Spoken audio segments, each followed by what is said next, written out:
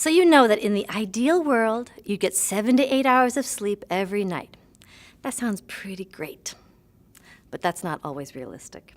And the idea that we should get all of our sleep in one big chunk is actually a relatively new concept, and it goes against our nature and the nature of pretty much every living creature on Earth. I can't think of a single animal other than man that gets all its sleep in one sitting.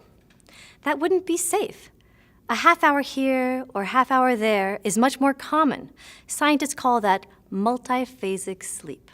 And while the sleep patterns of early man weren't well documented, there's evidence to suggest that humans are historically multi-phasic. 8 hours of being unconscious with saber-toothed tigers on the loose wasn't the best idea. Over time, though, our fear of being eaten subsided, and we started consolidating sleep into bigger and bigger chunks. Nowadays, one long chunk of sleep is pretty much all we'll ever allow ourselves. Even cultures like Spain, famous for their midday siestas, are starting to turn away from their more restful traditions.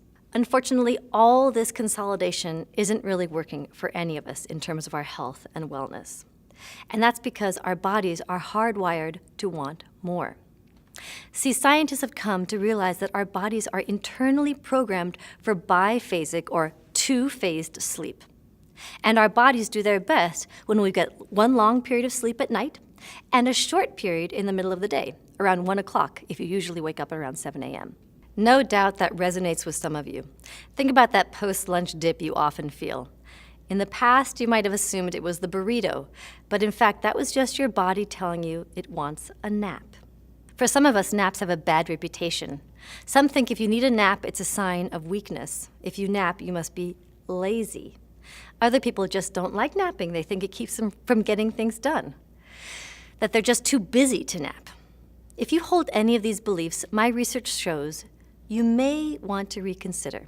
In the next video, I'll show you why.